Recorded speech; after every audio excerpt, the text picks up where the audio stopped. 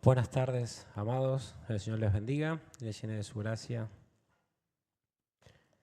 Hemos disfrutado un momento de estar en la presencia del Señor, adorando su precioso nombre.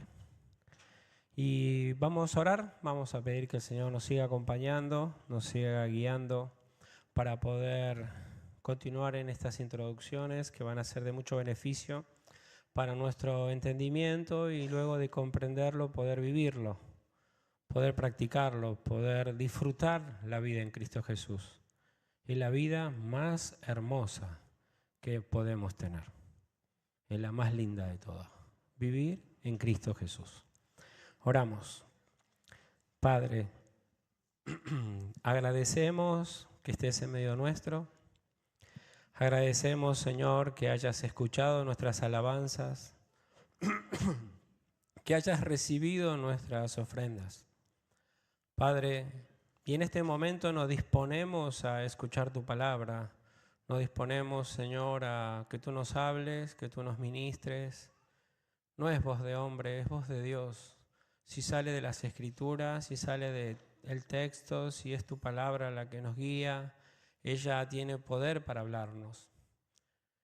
Ella tiene poder para hacernos reflexionar, ella tiene poder para mostrarnos, porque es espíritu, porque es verdad, porque es tu santa palabra, Señor. Padre, habla a tu pueblo. Toma control de nuestra mente, de nuestro corazón, que no seamos fácil de ser distraídos, que podamos tener una mente, Señor, concentrada en tu palabra. Y a ti sea la gloria. Ayuda a tu siervo y dame tu gracia para poder hablar tu bendita palabra. En el nombre de Jesús. Amén. Hermanos míos, ustedes saben que vamos haciendo una introducción larga para la meta es comenzar el libro de Esdras y Nehemías, pero requiere un camino para poder llegar ahí, que todos podamos llegar medianamente parejos en conocimiento de lo que vamos a tratar y podamos todos disfrutar la palabra de Dios de una manera mejor. El tema del sermón de esta tarde-noche es un pueblo decadente. Y John Piper tiene una palabra que él citó en uno de sus libros que dice que existe una última palabra para describir lo que es hallar deleite en la creación más que en el creador.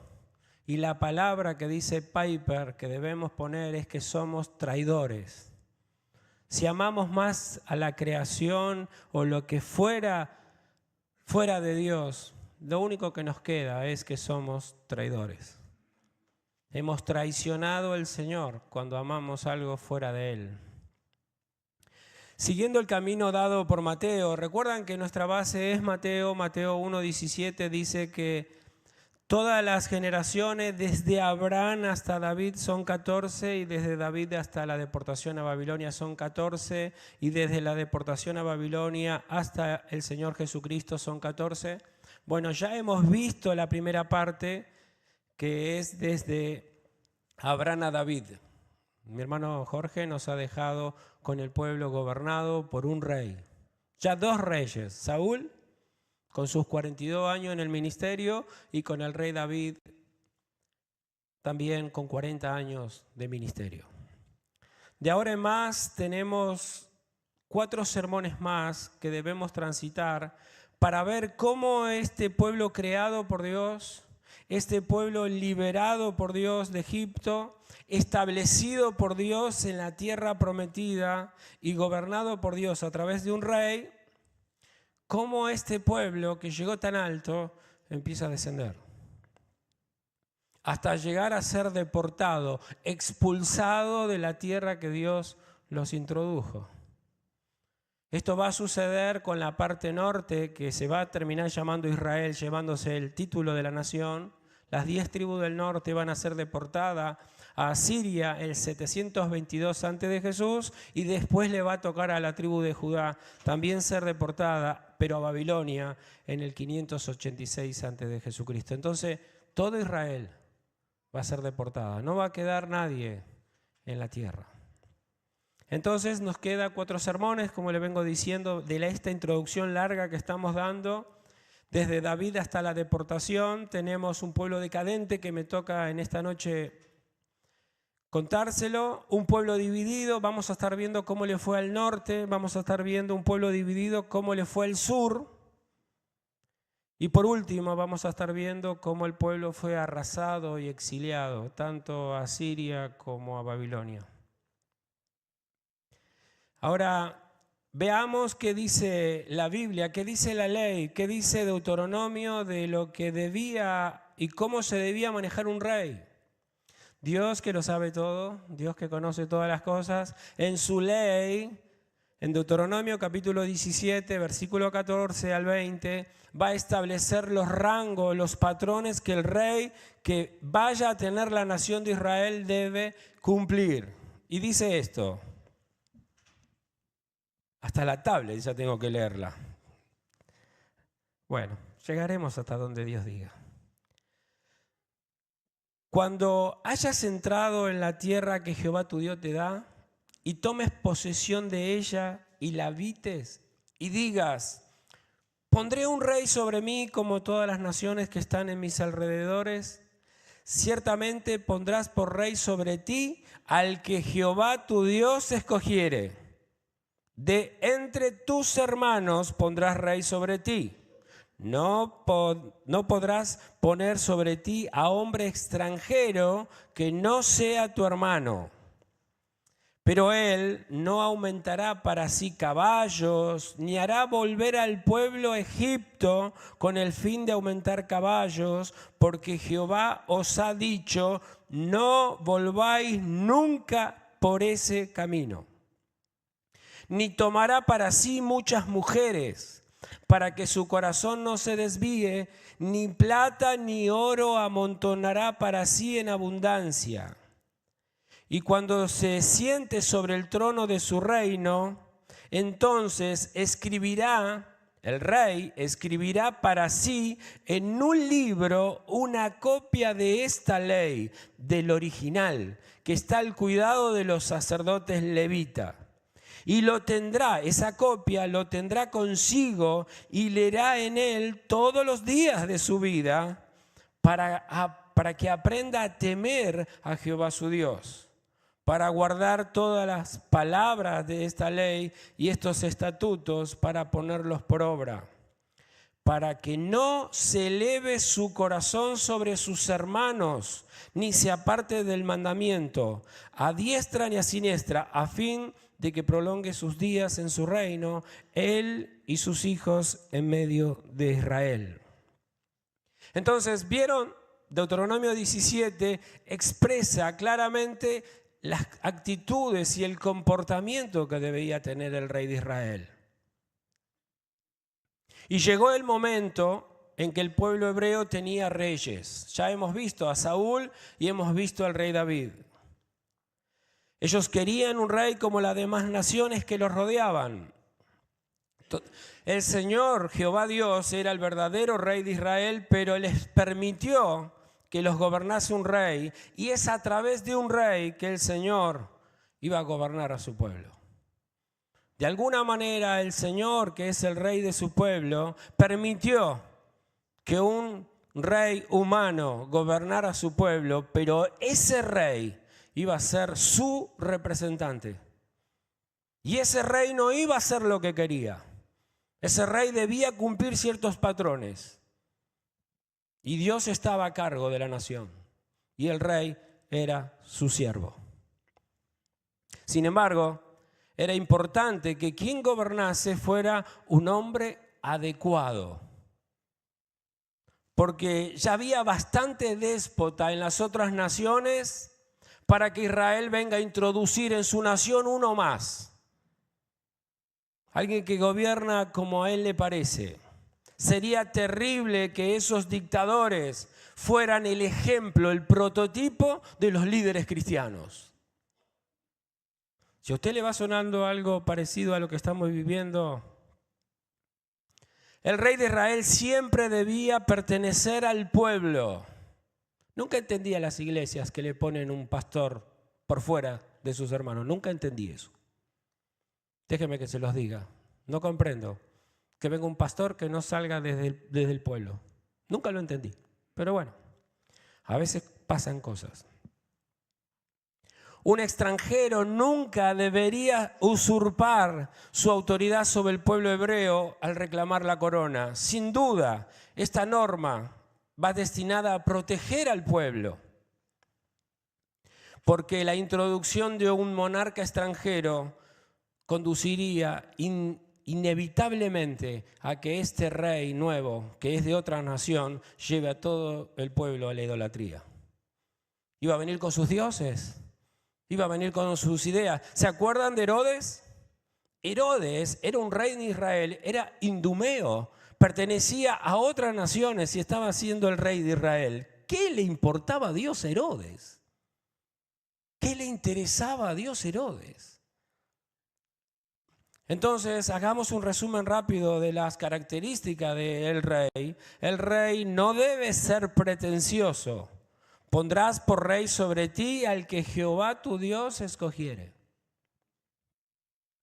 Muchas veces la iglesia, y en esto se lo digo con todo respeto y con mucho temor, cree que tiene autoridad para escoger un pastor. No, hermanos, el Señor escoge a los pastores. El Señor escoge. No, mire, no es una tarea que usted debería querer hacer. Deje que Dios lo escoja. ¿Amén? Deje que Dios ponga a los pastores, los líderes. Nos ha permitido poner los diáconos, no hay ningún problema. Algún ayudante. Pero el profeta lo ponía el Señor. El sacerdote lo ponía el Señor. El rey lo ponía el Señor. Esas cosas, hermanos, es mejor que lo haga el Señor, ¿no? Podemos, si quiere, estar todos de acuerdo. Hagamos la asamblea, votemos. Corremos grandes riesgos de pifiarla. Y después tenemos que pagar los platos rotos. Dejemos que el Señor siempre nos ponga a sus siervos. En segundo lugar, el rey no debía tener miedo. No debe aumentar para sí caballos. Si yo aumento caballería, ejército, ¿por qué? Tengo miedo. ¿Se acuerdan cuando fueron a pelear a Jericó? ¿Con qué fueron? ¿Con qué fueron? ¿Fueron con caballos? ¿Fueron con un ejército? Fueron con nada. Fueron con 2 tachitos y unas teas, haciendo ruido y tocando unos cuernos, y conquistaron a Jericó. Hermanos, no necesitamos ningún poder de ejército para avanzar. Dios está con nosotros y Él nos dejará avanzar. En tercer lugar, el rey no debe ser desleal. No amontonará para sí muchas mujeres. Si bien el texto está apuntando a que no tenga muchas mujeres en lo moral, pero no está apuntando puntualmente a eso. El texto se refiere a la práctica común que tenían los reyes de hacer alianza con los pueblos, casándose con las hijas de los vecinos. Tal vez Salomón, después lo vamos a evaluar porque hoy se trata de Salomón, capaz que no les vio el rostro a estas 1000 mujeres en su vida. Eran alianzas. Pero toda alianza con este mundo tiene sus riesgos. Es más, hay un mandamiento, el primero del Decálogo es: no tendrás dioses ajenos delante del Señor tu Dios. Toda alianza con este mundo corremos grandes riesgos de tener dioses ajenos. En cuarto lugar, el rey no debe ser materialista, no debe amontonar plata ni oro en abundancia. Porque cuando uno está, miren, no somos muchos lo que Dios le ha bendecido económicamente, siempre somos los pocos, no te sientas triste, somos lo que siempre cuesta. Pero es lo que ha escogido Dios, lo necio, lo vil, lo despreciado. Es lo que Dios ha escogido. Pero los que confían en las riquezas, dijo el Señor Jesucristo, es difícil que se salven. Porque confían en las riquezas, confían en su dinero, confían en su poderío, no confían nunca en Dios. Entonces, el rey tampoco debía confiar en las riquezas, debía confiar en Dios. Quinto lugar, el rey no debía ser orgulloso. No se debía elevar por arriba de sus hermanos. ¿Se acuerda Saúl? Saúl es terrible. Saúl se elevó no solamente por arriba de sus hermanos, por arriba de los sacerdotes, por arriba de los profetas, un sinvergüenza. Para que no se eleve su corazón sobre sus hermanos. El rey no debía. El amor debe ser el factor que movilice al monarca. Debe mirar a sus hermanos como lo que son, sus hermanos. Pero, hermanos, en nuestra época resulta demasiado fácil que el mundo influya en la vida de los cristianos. Los cristianos piensan muy mundanos. Los cristianos han adoptado el sistema de este mundo y piensan igual que el mundo. Quieren un pastor que sea una especie de empresario, que les venda y que tenga, no sé, curso de cómo tratar a la gente, cómo guiar. Aunque estos cristianos no se aperciben a través de modelos de liderazgo que vemos hoy en día, los vemos claramente que están en busca de liderazgos humanos del sistema de este mundo. Y Jesús advirtió a sus discípulos de este grave peligro y sus palabras siguen siendo firmes y verdaderas. Marcos 10, del 42 al 44, Jesús dijo, llamándole les dijo, sabéis que los que son tenidos por gobernantes de las naciones se enseñorean de ellas y sus grandes ejercen sobre ella potestad. Pero no será así entre nosotros, sino el que quiera hacerse grande entre vosotros será vuestro siervo, y el que de vosotros quiera ser el primero será siervo de todos. Los mejores líderes de Dios son esclavos. Esclavos voluntarios. Y nuestro Señor Jesucristo es el claro ejemplo de alguien que es nuestro Rey, porque nos ha servido a todos y lo sigue haciendo. De la misma manera, hermanos, Israel no había sitio para un tirano dentro de su nación, ya habían padecido bastante con los gobernantes en Egipto, como para tener un gobernante con esas características. Rápidamente le digo que el reino del sur, Judá, tuvo 20 reyes. 20 reyes en aproximadamente 400 años. Tuvieron 13 profetas en la parte sur, Judá. Tuvo a Abdías, tuvo a Joel, a Isaías, a Miqueas, Nahum, Sofonías, Jeremías, Habacuc, Ezequiel, Daniel, Ageo, Zacarías y Malaquías. 13 profetas con escritos. Y un total de 19 reyes tuvo la parte norte, que se va a llamar Israel, en un promedio de 200 años. Y tuvieron 5 profetas nada más. Elías, Eliseo, los cuales no tienen escritos, Jonás, Amós y Osea. Dios mandando su palabra a todos el reino. Pero hoy vamos a ver la vida de Salomón. Y la vida de Salomón, hermanos, está en Primera de Reyes, del capítulo 1 al capítulo 11. Eso es lo que necesitamos cubrir hoy. Pero preparando el sermón y analizando estos capítulos, pude descubrir que el capítulo 1 de Reyes al capítulo 11 está diagramado con una técnica literaria llamada quiasmo. El quiasmo es un tipo de paralelismo pero cruzado. ¿Vieron los salmos o los proverbios que dicen una frase y la segunda es similar a la primera, rematándola o afirmándola? Eso significa paralelismo. Pero el quiasmo es algo cruzado, puede saltar de un versículo a otro o de una línea a otra. Ahora yo se los voy a mostrar y necesito que lo sepa porque voy a utilizar esta estructura para mostrarle 11 capítulos de Salomón. Entonces, el quiasmo genera simetría, ya sea el contrastar dos ideas contrarias, mostrar el contraste fuerte entre dos ideas o resaltar dos conceptos que son parecidos con diferentes formas de hablar.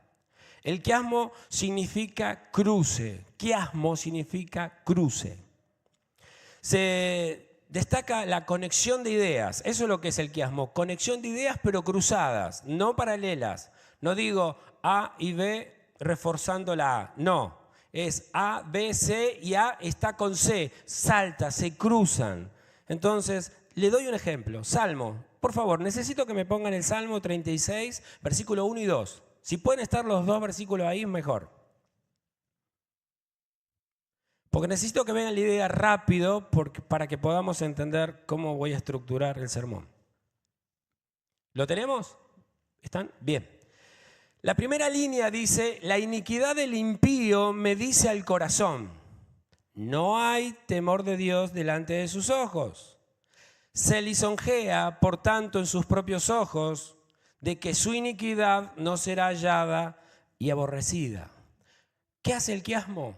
Miren, hace esto. La primera línea, la iniquidad del impío me dice el corazón, con la última, no será hallada, de que su iniquidad no será hallada y aborrecida. La primera línea se cruza con la última línea. Están hablando de lo mismo. Lo leo junto. La iniquidad del impío me dice al corazón de que su iniquidad no será hallada y aborrecida. ¿La pueden ver? Pero se conectan cruzadas y las dos líneas del medio se conectan también. No hay temor de Dios delante de sus ojos. ¿Por qué no hay temor de Dios delante de sus ojos? Porque se engaña a sí mismo, se lisonjea, por tanto, en sus propios ojos. Se convence a sí mismo diciendo, no hay Dios, haz lo que vos quieras. ¿Se entienden? El quiasmo lo que hace es saltar. ¿Entendieron algo de esto? La primera línea se conecta con la última y en el corazón está la explicación de por qué no hay Dios. La iniquidad le habla al corazón del hombre y porque no hay Dios y el hombre se convence en su corazón de que no hay Dios, cree que su iniquidad no va a ser aborrecida. Bueno, si usted entendió este pequeño ejemplo de quiasmo, yo necesito ver el quiasmo en 11 capítulos. Entonces, vamos a ver que el capítulo 1 y 2 está agarrado del capítulo 11 de Primera de Reyes. Y así se va a ir viniendo todo hasta terminar en el capítulo 7, que es el centro de este quiasmo. Yo sé que usted no ha entendido bien, pero me va a entender a medida que avance. ¿Amén? Bueno, lo primero que quiero que vea en Primera de Reyes es que Primera de Reyes, capítulo 1 y capítulo 2, hablan de que el rey David está sucediendo su trono a Salomón y Salomón va a eliminar toda resistencia de enemigos del reino. Y Primera de Reyes, capítulo 1, 32 y 35 dice así. Y el rey David dijo, llamen al sacerdote Sadoc, al profeta Natán, y que venga también Benaía, hijo de Joiada. Y ellos entraron a la presencia del rey, y el rey le dijo, tomad con vosotros los siervos de vuestro señor, montad a Salomón mi hijo en una mula, llévenlo a Gijón, y allí lo ungirá el sacerdote Sadoc y el profeta Natán como rey sobre Israel. Y tocaréis trompeta diciendo, viva el rey Salomón. Después iréis vosotros tras de él y vendrá y se sentará en mi trono, dice David, y él reinará por mí. Porque a él he escogido para que sea príncipe sobre Israel y sobre Judá. Entonces lo primero que vemos en los capítulos 1 es el entronamiento, es Salomón yendo al trono y David le está dando el ok. Primera de Reyes, capítulo 2, versículo 1 dice, llegaron los días en que David había de morir y ordenó a Salomón su hijo diciendo, le ordenó David un montón de cosas antes de morir y le nombró estas cosas, 2, 3.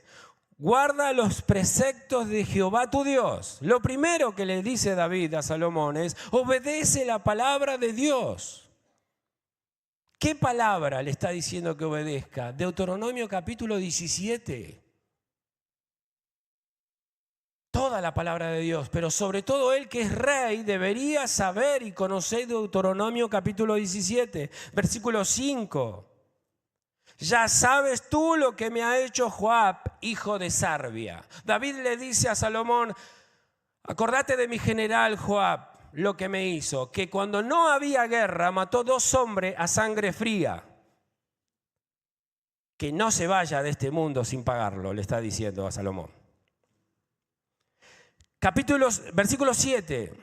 Mas a los hijos de Barzillai, los galaditas, hacele misericordia a Salomón. ¿Por qué? Porque los hijos de Barzillai lo recibieron a David y a todo su pueblo, que iba cansado cuando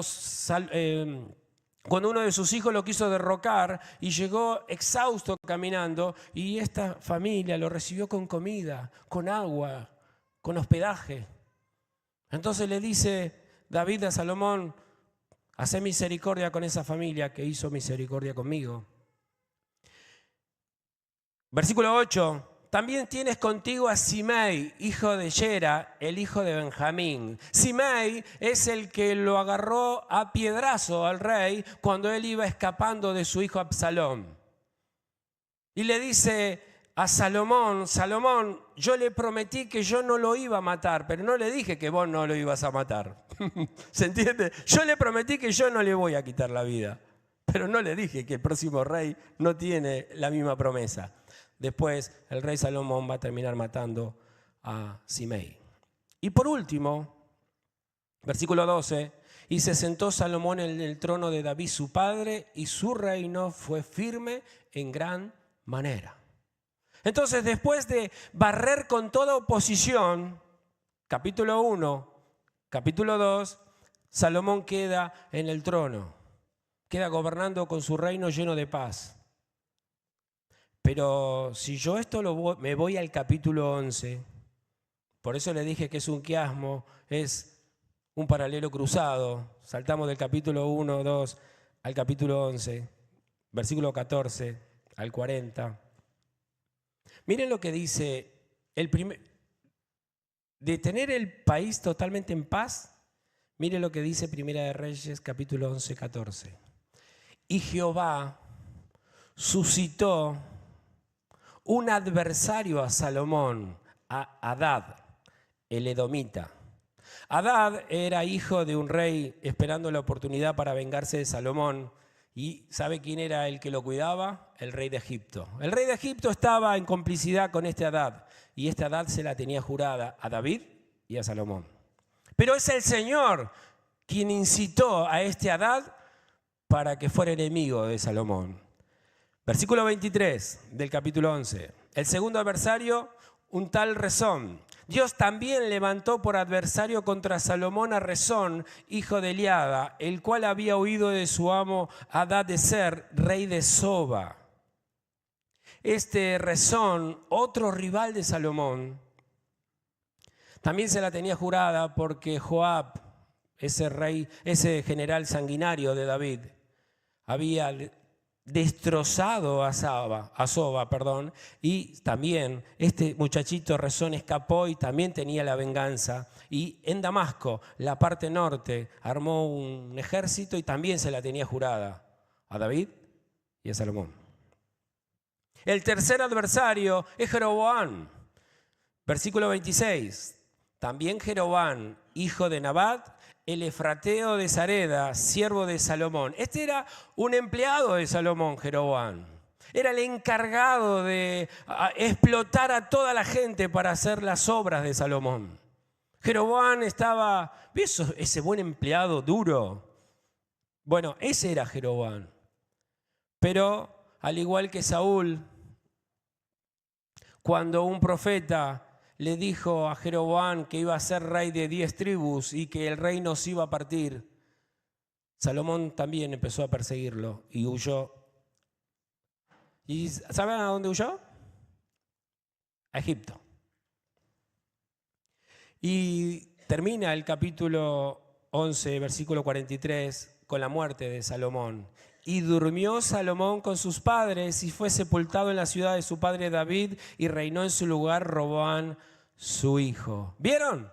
Empezamos con el capítulo 1, 2, con a él pasándole el reino y teniendo paz con todos sus enemigos, y automáticamente terminamos el capítulo 11, él entregando el reino y teniendo conflictos con todos. ¿Me siguen? Bien. Quiero, hermanos, que ahora veamos algo muy importante que usted debe tener presente. Primera de Reyes, capítulo 3, versículo 1. Vamos a ver algo que el autor de Reyes nos va a decir, porque es muy importante, porque es el problema de Salomón, el problema del reinado de Salomón. Primera de Reyes 3, del 1 al 3, dice: Salomón hizo parentesco con Faraón, rey de Egipto, pues tomó la hija de Faraón y la trajo a la ciudad de David, entre tanto que acababa de edificar su casa y la casa de Jehová, y también los muros de Jerusalén alrededor. Hasta entonces el pueblo sacrificaba en los lugares altos, porque no había casa edificada al nombre de Jehová hasta aquellos días. Mas Salomón amó a Jehová, andando en los estatutos de su padre David, solamente sacrificaba y quemaba incienso en los lugares altos. El autor de Primera de Reyes nos dice que Salomón, cuando terminó el templo, terminó su casa y los muros, lo primero que hizo fue hacer alianza con Egipto y se casó con la hija del faraón. Hermanos, esto el autor de Reyes no lo está poniendo por poner. ¿Saben qué? Cuando el pueblo no tenía templo, cuando el pueblo no tenía un lugar claro de ir a adorar al Señor y los inciensos, apareció una relación íntima, un parentesco con Egipto y se casó con la hija del faraón. Dios se le aparece, capítulo 3, versículos 5, 13 y 14, yo lo voy a leer salteado.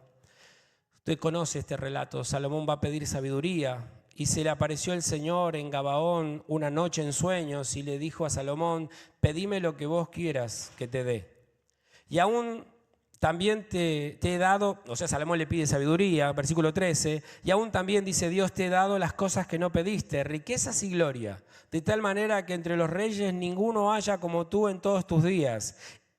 Escucha, presta atención. Y si anduvieres en mis caminos, guardando mis estatutos y mis mandamientos, como anduvo David tu padre, yo voy a alargar tus días. Hermanos, el Señor se le presenta a Salomón y le dice a Salomón: Salomón, pedime lo que quieras. Y Salomón pidió sabiduría, porque dijo: tu pueblo es muy grande para gobernarlo. Y el Señor le dio sabiduría y le dio riquezas, más de lo que pidió. Ahora, si vamos al capítulo 9, versículos 24 y 25, es cuando ya hay templo, ya hay sacrificios y ya hay incienso. Presta atención, es muy importante, estamos viendo cruzado. Cuando no había templo, cuando no había incienso, cuando no había nada, ¿con quién se asoció? Con Faraón, y se casó con la hija del faraón. Ahora hay templo, hay sacrificios, hay incienso. ¿Y quién va a andar en el medio? Sí, la hija de Faraón. Primera de Reyes 9, 24 y 25. Y subió la hija de Faraón de la ciudad de David a su casa que Salomón le había edificado. Entonces edificó él a Milo. Y ofrecía a Salomón 3 veces cada año holocaustos, sacrificios de paz sobre el altar que él edificó al Señor, y quemaba incienso sobre el que estaba delante de Jehová, después que la casa fue terminada. Entonces vemos un patrón en Salomón. Esta muchachita, la hija de Faraón, estuvo al inicio, está todo el tiempo en la vida de Salomón. Ahora veamos cómo este sabio rey, que le fue dada sabiduría y riqueza, utilizó bien al principio de su ministerio la sabiduría de Dios. 3:16. Veamos cómo Salomón aplicaba la sabiduría dada por Dios. En aquel tiempo vinieron al rey 2 mujeres rameras y se presentaron delante de él. ¿Se acuerdan lo que pasó? Eran 2 mujeres rameras, habían tenido en el mismo tiempo un hijo cada una. En una noche, una se acostó arriba de uno, se murió uno, y mientras la otra dormía con su bebé, sacó el muertito y agarró el vivo y se lo quedó, y bueno, estaban riñendo: este es mío, esto es tuyo, este es mío, este es tuyo. Terminaron las dos mujeres delante de Salomón. Y le dijeron al rey, versículo 25, el rey le dijo, bueno, partan al niño por la mitad y denle una mitad cada uno. Y una de las madres, la madre real, dijo, no, déselo a ella, por favor, no hagan eso. Le dolió las entrañas ver a su hijo que lo partan al medio y se le fue otorgado a la otra. Pero mire lo que hace Salomón. Enseguida el rey dijo, partid por medio al niño y dad la mitad a la una y la otra mitad a la otra. Entonces la mujer de quien era el hijo vivo habló al rey, porque sus entrañas se le conmovieron por su hijo, y dijo, señor mío, dad a esta al niño vivo y no lo matéis. Mas la otra dijo, ni a mí ni a ti, partilo. ¿Te das cuenta? Qué bárbaro. Entonces el rey respondió y dijo, dad a aquella al hijo vivo y no lo matéis. Ella es su madre. Y todo Israel oyó aquel juicio que había dado el rey y temieron al rey porque vieron que había en él sabiduría de Dios para juzgar. Este Salomón mostró sabiduría de Dios para juzgar y el pueblo quedó como cuando veían a nuestro Señor Jesucristo. Ahora miren la sabiduría que tenía para toda la región, para sus contemporáneos. Capítulo 4:24. Porque él señoreaba en toda la región, al oeste del Éufrates, desde Tipsa hasta Gaza, sobre todos los reyes al oeste del Éufrates, y tuvo paz por todos lados alrededor. 25. Y Judá e Israel vivían seguro, cada uno debajo de su parra, debajo de su higuera, desde Dan hasta Berseba, todos los días de Salomón. Versículo 34. Y para oír la sabiduría de Salomón venían de todos los pueblos y de todos los reyes de la tierra, donde había llegado la fama de la sabiduría que tenía Salomón. Le dije que estamos viendo un quiasmo, estamos viendo paralelo. Hemos visto que al principio de su ministerio usaba la sabiduría para el prójimo, utilizaba la sabiduría para ayudar al pueblo. Ahora vamos a ver cómo Salomón, capítulo 9, versículo 10 en adelante, va a utilizar la sabiduría y su riqueza para sí mismo. Versículo 10 dice que aconteció al cabo de 20 años, cuando Salomón ya había edificado las dos casas, la casa del Señor y la casa real, su casa, hizo también el rey Salomón naves en Esión-Geber, que estaba junto a Elot, en la ribera del Mar Rojo, en la tierra de Edom, los cuales fueron a Ofir y tomaron de allí oro, 420 talentos, y lo trajeron al rey Salomón. 10:1. Oyendo la reina de Saba la fama que tenía Salomón, que Salomón había alcanzado por el nombre de Jehová, vino a probarle con preguntas difíciles. En la primera empezó a construir naves para salir a buscar oro. Su riqueza para hacerse más ricos. ¿Se acuerda que decía Deuteronomio capítulo 17? No amontonarás riqueza. ¿Qué hizo Salomón? Naves y a Ofir a buscar oros. Y encima, ahora, le gusta que vengan de lejos a hacerles preguntas difíciles y él contestando. Cuando tenga tiempo, capítulo 9, lea el trono que tenía Salomón. Dice el relato de Reyes, ningún rey tuvo el trono que se armó Salomón. Tenía 6 leones de cada lado y cada león lo ayudaba a subir la escalinata hasta sentarse en el trono. Bajaba una corona que se le apoyaba un poquito en la cabeza.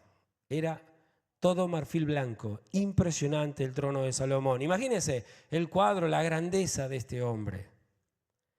Capítulo 11, versículo 3 y 4. Y tuvo 700 mujeres reinas y 300 concubinas. ¿Se acuerda que decía Deuteronomio capítulo 17? No tendráis muchas mujeres.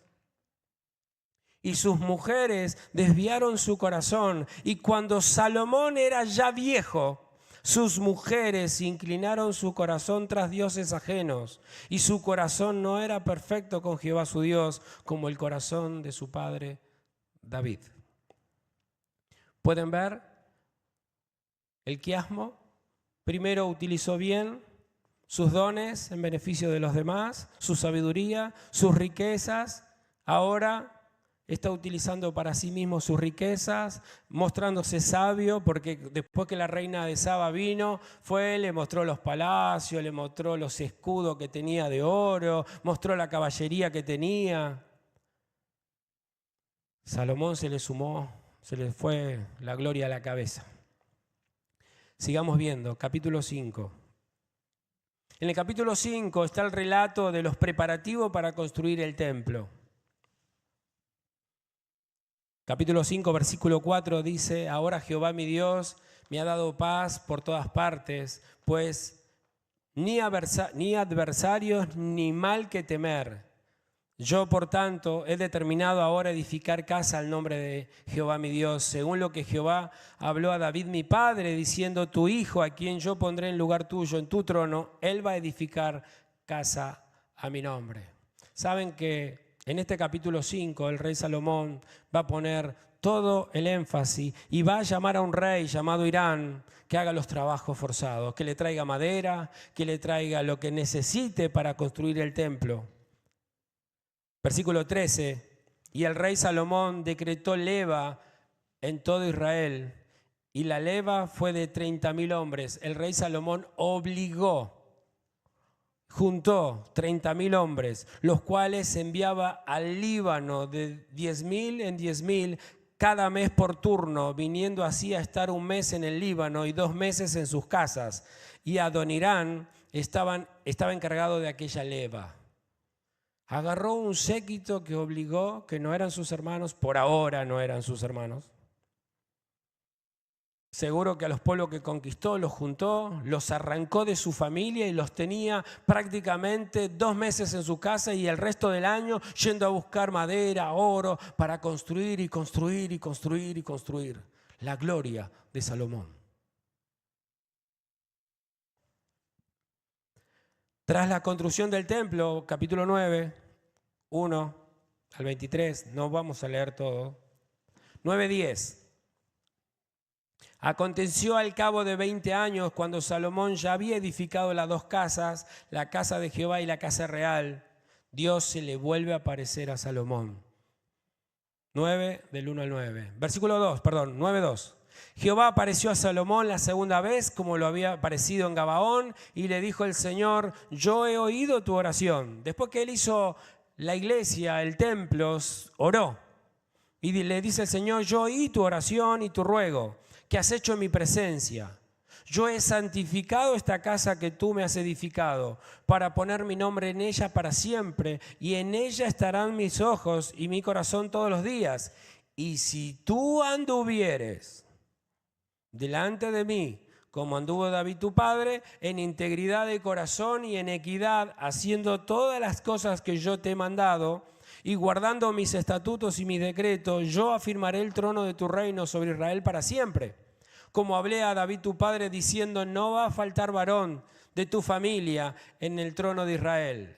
Mas si obstinadamente os apartáis de mí, vosotros y vuestros hijos, y no guardáis mis mandamientos y mis estatutos que yo he puesto delante de ustedes, sino que fuereis y sirviereis a dioses ajenos y encima los adoren, yo voy a cortar a Israel de sobre la faz de la tierra que les he entregado. Y esta casa que he santificado en mi nombre, yo la voy a echar delante de mí. E Israel será por proverbio y refrán a todos los pueblos. Y esta casa que estaba en estima, cualquiera que pase por ella se asombrará, se burlará y dirá: ¿por qué ha hecho así Jehová esta tierra y esta casa? Y ustedes le van a decir: por cuanto dejamos a Jehová nuestro Dios, que había sacado a nuestros padres de Egipto, y echaron mano a dioses ajenos, y lo adoraron y lo sirvieron. Por eso ha traído el Señor sobre ellos todo este mal. Si anduvieses, si son obstinados y adoran a nuestros dioses, no va a quedar nada de lo que están construyendo. No va a quedar nada del templo, no va a quedar nada de la nación, no va a quedar nada en el país. Y cuando le pregunten y se burlen de ustedes, no digan: ay, porque Dios me dejó, porque es malo. No digas porque es malo. Porque nosotros lo dejamos y adoramos otros dioses y Dios nos limpió de la tierra. ¿Cuántos cristianos le echan la culpa al Señor de lo que les pasa? Y nos hacen responsables de que no hemos obedecido al Señor, sino que encima nos hemos vuelto a adorar a otros dioses. Capítulo 9, versículo 15. Este Irán es otro Irán. El primer Irán era un rey que le traía cosas al rey Salomón, y este es un gran artesano que sabe trabajar el bronce. Entonces, Primera de Reyes 9, 15, 19 dice, esta es la razón de la leva. Ahora explica por qué juntó ese grupo de 30.000 personas que prácticamente no tenían vida. Esta es la razón de la leva. ¿Lo tienen? Que el rey Salomón impuso para edificar la casa de Jehová y su propia casa. Hasta acá está bien. Pero mire más que edificó. Edificó Milo, edificó el muro de Jerusalén, edificó Azor, edificó a Megido, edificó a Geser. Faraón, el rey de Egipto, había subido y tomado Geser y la quemó y dio muerte a los cananeos que habitaban en la ciudad y dio en dote a su hija, la mujer de Salomón. ¿Se acuerda que se casó con la hija del egipcio? Restauró pues Salomón a Geser y a la baja Betorón, a Bealad, a Tadmor, en tierra del desierto. Asimismo, todas las ciudades donde Salomón tenía provisiones también las edificó. Las ciudades de los carros también edificó. Las ciudades de la gente de a caballo. Y todo lo que Salomón quiso edificar en Jerusalén, en el Líbano y en toda la tierra de su señorío. Así no hay mano de obra que aguante. Estaba Salomón queriendo construir la gran Babilonia, pareciera. No paraba. Esta es la razón de la leva. No era ni la casa de Dios ni su hogar. ¿Se acuerda que el rey David solo hizo su casa? ¿Se acuerda? Y cuando terminó su casa, ¿qué dijo David? Yo tengo una casa bien hecha y Dios no tiene casa. Este Salomón no para. Dios le dio paz, Dios le dio riqueza y él está contrario a todo lo que Dios le ha enviado a hacer. Capítulo 6 habla de la construcción del templo. Versículo 6.1 dice que en el año 480, después que los hijos de Israel salieron de Egipto, el cuarto año del principio del reinado de Salomón sobre Israel, en el mes de Sif, que es el mes segundo, comenzó él a edificar la casa del Señor. Versículo 37. En el cuarto año, en el mes de Sif, se echaron los cimientos de la casa del Señor, y en el 11º año, en el mes Bul, que es el mes octavo, fue acabada la casa de todas las dependencias y con todo lo necesario. Edificó la casa del Señor en 7 años. El templo al rey Salomón le llevó 7 años. Y el Señor otra vez se vuelve a aparecer. 6:11.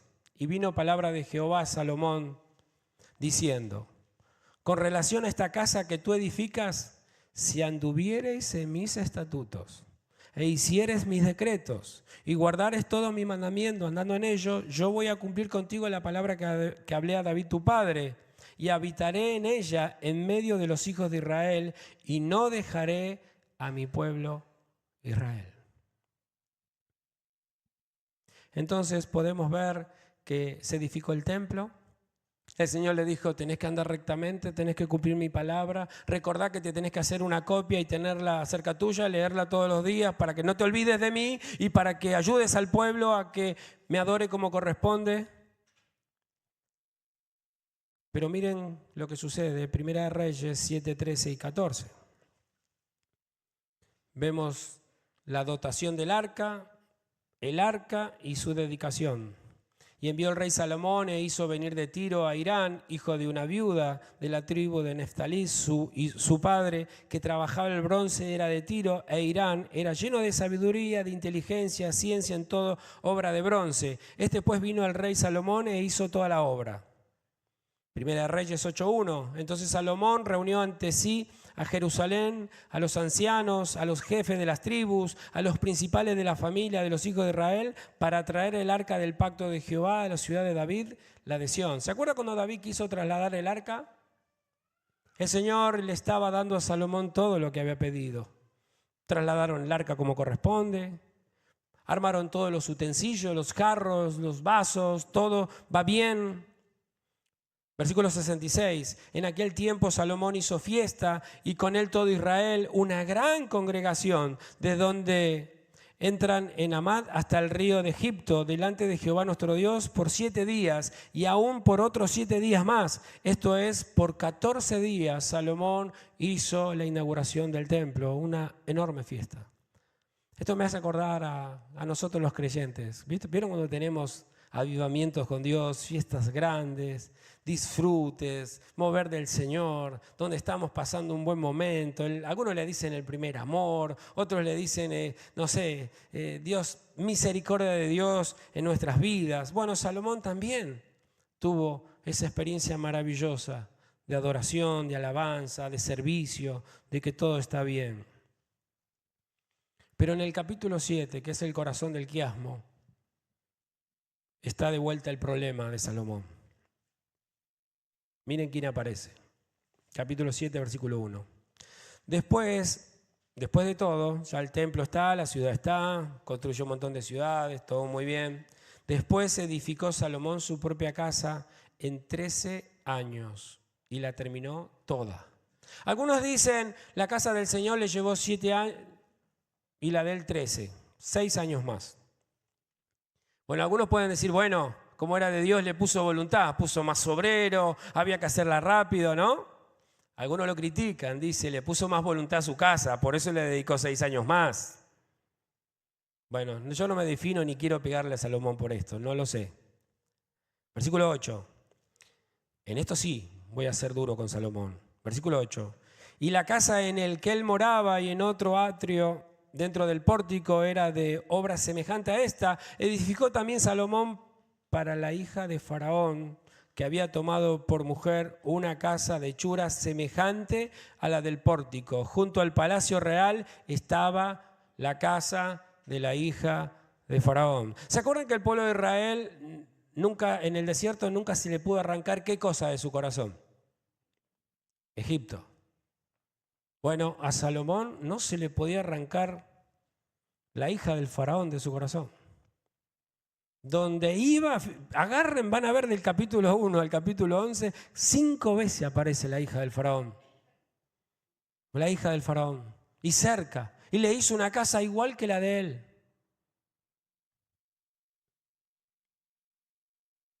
Hermanos, quiero que vean esto. Primera Reyes 11, del 1 al 4. Pero el rey Salomón amó, además de la hija de Faraón, a muchas mujeres extranjeras. A las mujeres de Moab, a las mujeres de Amón, a las mujeres de Edom, a las mujeres de Sidón, a la Cetea, gente de las cuales Jehová había dicho a los hijos de Israel, no se lleguen a ellas, ni ellas se lleguen a ustedes, porque ciertamente harán inclinar vuestros corazones tras sus dioses. A estas, pues, se juntó Salomón, ¿con qué? Con amor. Y tuvo 700 mujeres reinas y 300 concubinas, y sus mujeres desviaron su corazón, y cuando Salomón era ya viejo, sus mujeres inclinaron su corazón tras dioses ajenos. Y su corazón no era perfecto con Jehová, su Dios, como el corazón de su padre David. ¿Se acuerdan que el capítulo 3 dijo de Salomón que amó a Jehová, Salomón? Y Salomón amó a Jehová. Pero pareciera que el amor de Salomón era medio raro. Si así amó a Jehová. Porque acá dice que amaba a la princesa egipcia, pero no solo a ella, también amó a muchas mujeres. No voy a ir con las reflexiones teológicas todavía, solamente quiero que entiendan la historia. Versículo 9. Y se enojó Jehová contra Salomón, por cuanto su corazón se había apartado de Jehová su Dios, de Israel, que se le había aparecido 2 veces, y le había mandado acerca de esto que no siguiese a dioses ajenos, mas él no guardó lo que le mandó el Señor. Y dijo Jehová a Salomón, por cuanto ha habido esto en ti, y no has guardado mi pacto y mis estatutos que yo te mandé, romperé de ti el reino y lo voy a entregar a tu siervo. ¿Quién es su siervo? Jeroboam. Sin embargo, no lo voy a hacer en tus días por amor a David tu padre, pero lo voy a romper en la mano de tu hijo Roboam. Hermanos, este es Salomón, el cual en Eclesiastés 7:8 nos dijo que mejor es el fin del negocio que de su principio. ¿Se acuerdan? Él nos enseñó en Eclesiastés que es mejor cómo termina el negocio, no cómo comienza. Salomón arrancó bien, arrancó bajando a los enemigos, cumpliendo todo lo que David le pidió, construyó el templo, construyó su casa. Pero después de esos primeros 20 años de reinado, los otros 20 años se dedicó a él. Se dedicó a su gloria, se dedicó a su trono, se dedicó a sus mujeres, se dedicó a las ciudades, a los caballos, a la guerra. Se dedicó a conquistar el mundo. ¿Qué le diría a Cristo si lo tuviera enfrente? Oh, hombre necio, ¿de qué te sirve ganar todo el mundo y que tu alma se vaya al infierno? También nos enseñó en Eclesiastés, capítulo 10, versículo 1, que las moscas muertas hacen heder y dar mal olor al perfume del perfumista. Así una pequeña locura al que es estimado como sabio y honorable. Fue Salomón que nos enseñó que algo chiquito, una princesa que está todo el tiempo, dejar que el mundo esté todo el tiempo en su vida, lo iba a llevar a adorar a otros dioses. Una pequeña mosca le pudrió el perfume. Él nos enseñó que una pequeña mosca echaba a perder todo el perfume. Y al final del libro de Eclesiastés 12:13, Él nos dijo que el final de todo discurso oído es este, de que debemos temer a Dios y respetar sus mandamientos, porque esto es el todo del hombre. Fue Salomón que nos enseñó cosas que él no hizo. Fue Salomón quien nos enseñó cosas que él no practicó.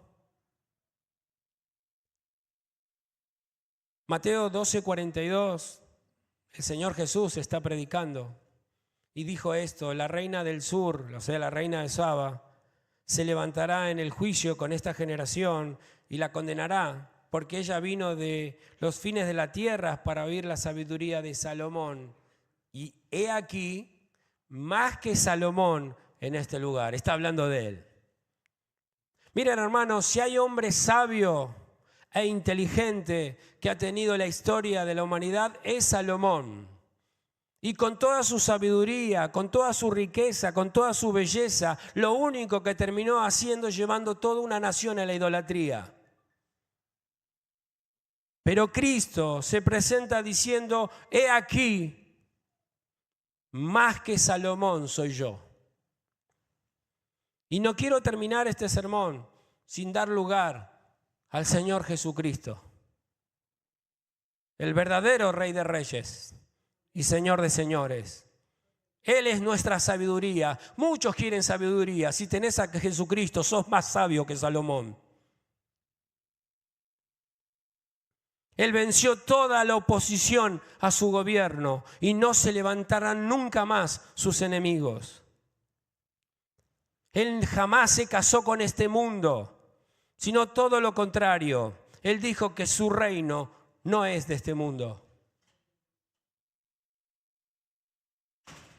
Él jamás hizo enojar a su Dios como lo hizo enojar Salomón. Sino que su Dios, cuando habló de él, dijo: este es mi Hijo amado, en quien mi alma se complace. Él no necesitó de hacer una copia de la ley para leerla, ya que Él es la misma palabra encarnada. Él jamás llevó a su pueblo a la idolatría, sino que nos hizo verdaderos adoradores en espíritu y en verdad. Y Él no tiene 1000 mujeres. Él nos pidió que seamos marido de una sola mujer, como Él es marido de una sola mujer, su iglesia. Él edificó el templo para su Dios y para nosotros. El templo que nadie puede destruir, que es su propio cuerpo. Él jamás usó su sabiduría y poder para sí mismo. Todo fue en favor de sus hermanos. Él, siendo rico, se hizo pobre. Él, para construir su templo, no explotó a nadie, sino que Él se puso como piedra principal. Y su reino no se lo va a dar a nadie, porque Él vive para siempre. Jesús es más grande que Salomón en todos los sentidos. Como el Mesías prometido del Antiguo Testamento, Jesús gobierna un reino más grande y más próspero que Salomón. El reino de Salomón era rico en tesoros terrenales, pero el reino de Jesús tiene un valor eterno. El reino de Salomón tenía fronteras físicas, pero el reino de Jesús se extiende por toda la tierra. Salomón era sabio, pero Jesús encarna todos los tesoros de la sabiduría y del conocimiento. Salomón tenía autoridad, pero Jesús es el Rey de Reyes y Señor de Señores.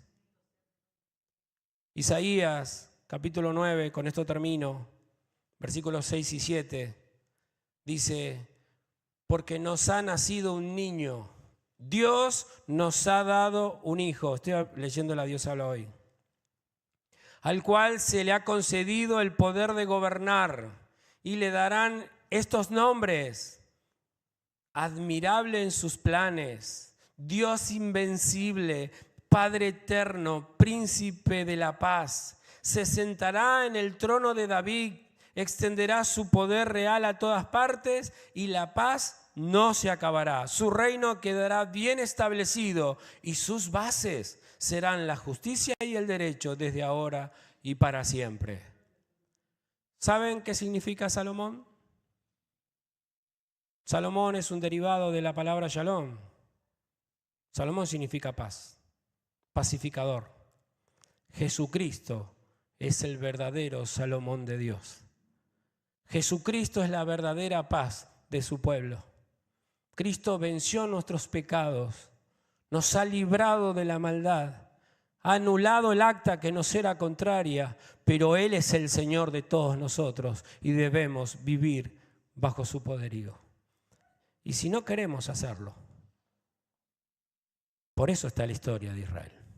El Señor les bendiga, los llene de su gracia, hermano pastor. Terminó trágicamente su vida. Nuestro amado pastor Mario siempre nos decía: lo importante no es cómo comenzamos, sino cómo terminamos. Y esto tiene que traer temor a nuestro corazón, hermano. ¿Cómo estamos corriendo la carrera? ¿Cómo estamos viviendo el camino de la fe? Hermanos, Dios nos ha dado todo en Cristo. Ahora, ¿cómo utilizamos todo lo que Dios nos dio? El apóstol Pablo, en 1 Corintios capítulo 9, versículo 25, dice: todo aquel que lucha, de todo se abstiene. Ellos a la verdad para recibir una corona corruptible, pero nosotros una incorruptible. Así que yo de esta manera corro, no como a la aventura, de esta manera peleo, no como quien golpea el aire, sino que golpeo mi cuerpo y lo pongo en servidumbre, no sea que habiendo sido heraldo para otros, yo mismo venga a ser eliminado. El apóstol Pablo ponía como ejemplo a un corredor, a un luchador, uno que peleaba, uno que corría y que al terminar la carrera recibía un premio. Y Pablo se ponía como un heraldo. El heraldo era aquel que coronaba, era aquel que entregaba el premio, era aquel que anunciaba las normas de cómo se debía hacer, cómo se debía correr, cómo se debía pelear. Y Pablo dice: no venga a ser yo que siendo un heraldo, haber dicho cómo debían vivir, cómo debían hacer, a quién debían servir, a quién debían temer, termine siendo eliminado. Pablo tenía temor de no vivir algo que él enseñaba, que él predicaba.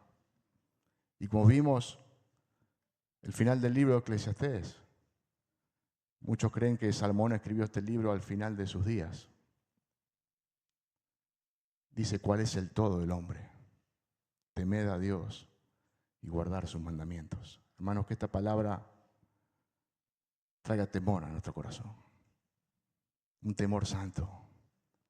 ¿Cómo estamos viviendo nuestra vida cristiana? ¿Cuántos años llevamos en el Evangelio? Algunos pueden decir unos poquitos. Otros pueden decir capaz que 10, 20, 30. Lo importante no es cómo comenzamos, sino cómo terminamos. Y que sea sirviendo y amando a nuestro Señor. Amén. Yo le invito a ponerse de pie.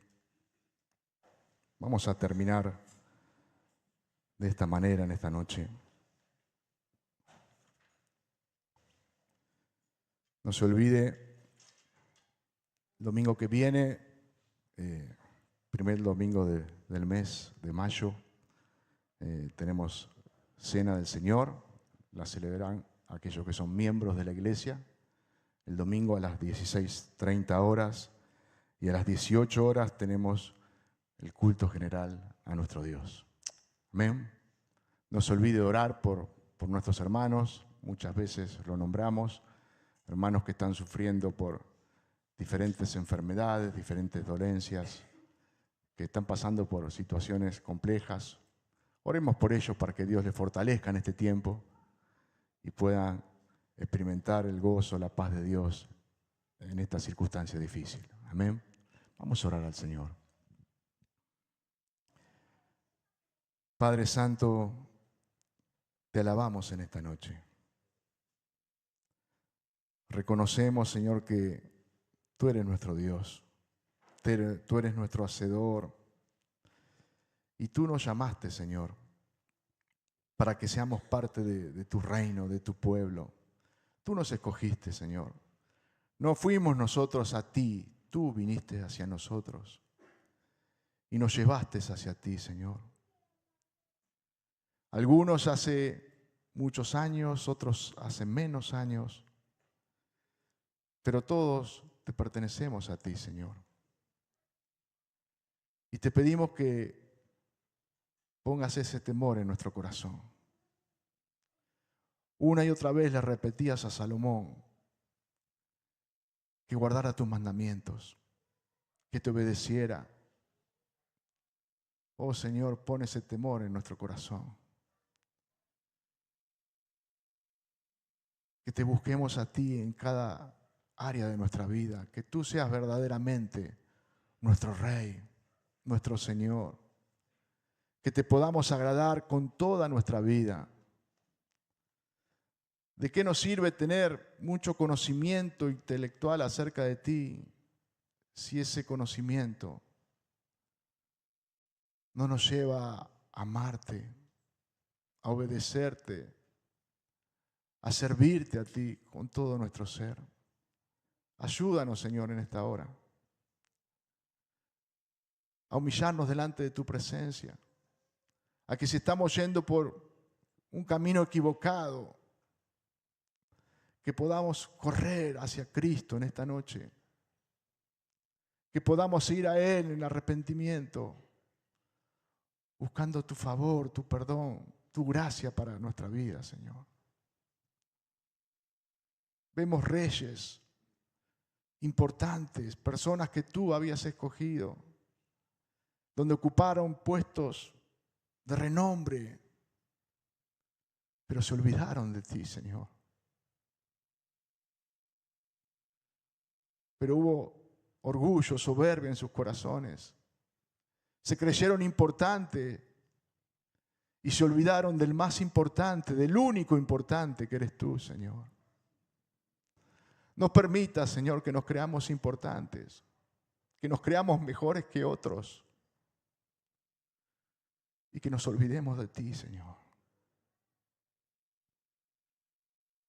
Humíllanos, Señor, para que podamos reconocerte a ti, que podamos correr esta carrera de una manera segura, porque tú nos estás guiando, Señor.